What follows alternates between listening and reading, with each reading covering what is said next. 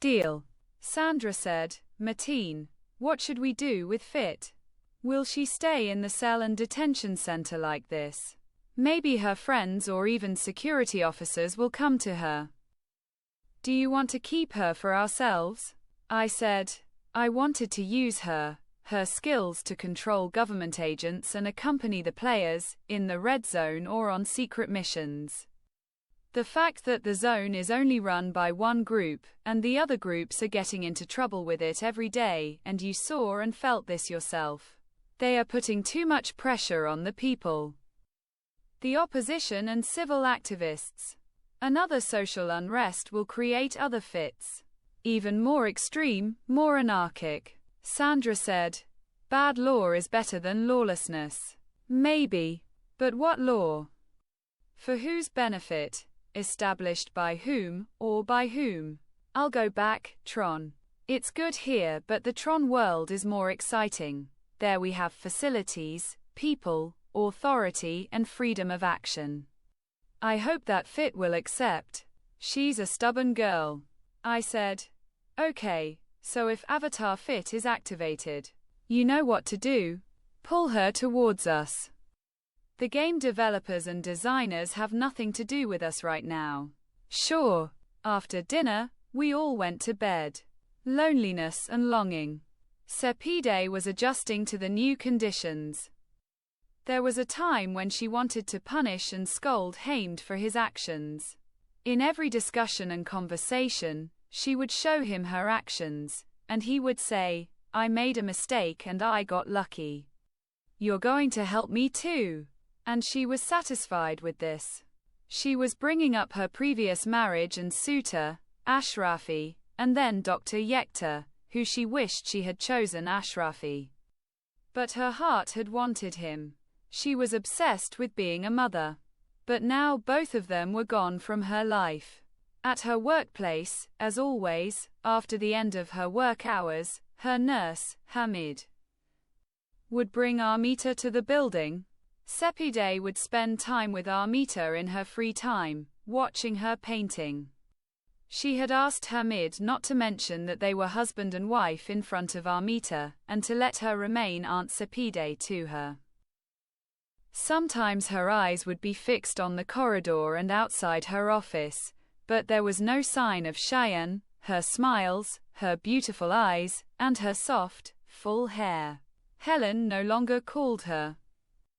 Nor did Sina, who had been clear about her from the beginning. Now she felt more lonely than before. Both Hamid and even Armita had noticed that Sepide's mind was sometimes elsewhere. Hamid had told her, I know that by being with me and Armita, you lost everything, even your son. I thought that by being with me, we would be happy and content. But I gained more of your body. Of course, I am satisfied with your behavior. That you don't try to show others that your marriage to me is forced and that you are a 1-year-old concubine. That you don't want Armita to call you mom and become too dependent on you, and that the same Aunt Sepide who is going to live with us for a while. Although I know and I'm sure that Armita understands. You've made life so difficult for yourself. She had also said, as a divorced woman and the daughter of a famous man in the city and the market. And that separation and the death of my daughter, that Hamed and his behavior with him, I want to make a decision for my life. It has become clear. Now that you have come. Until the end of our Maram. I will do everything I can to make you and Armita happy. I am firm on my wishes that are in the concubine's letter. Only Armita is a child who was in my life when I was with you. But now your name is on mine and they know it and they have gone further than themselves.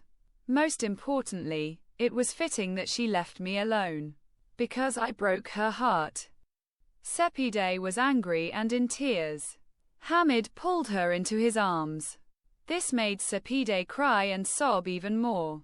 Now that she had become his Maram.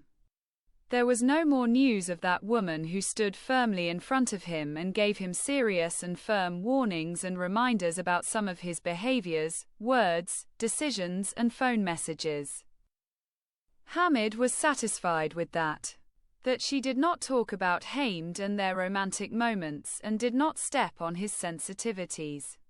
The nights when they had free time with Armita to go to restaurants, walk in the streets and parks and go to the city to play, that he would make her favorite dishes for dinner and lunch. That Armita's mother was still his official wife.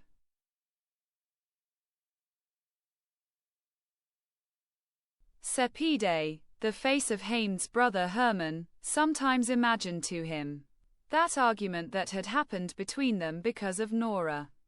About choosing a major and that something like Helen had happened to her. That she would give up on Hamid so that he could get on with her life and that her heart would not be at peace with Sina for marrying her sister. Although Hamid had had a fierce fight and argument with his brother in order to soften his heart and get back to him, forcing him to apologize. But now she knew that she had drawn a bold and loud line from this controversial and noisy marriage to Dr. Yekta, who had drawn a bold and invalid line to return to Hamid's life and see Cheyenne. She was happy and grinning. She wanted to call Matin and ask the result and whether he had gone to see Hamid and Cheyenne or not. The fact that Matin and even Artemis had not called was a sign that they did not have good news. Armita raised her head and said to Sepide, "Aunt, why are you so upset? Did something upset you? Did I do something or did Hamid and Cheyenne say something?" Sepide smiled and said, "No, Aunt. My migraine is bothering me." He continued with Armita's gaze. "Well, there are some things I can't forget," Armita said. "Because you don't remember, you're upset, right? Because you live with us. My father is happy to have you with us. His look has changed. When you hug me, talk to me, and eat, even my nurse's behavior has changed."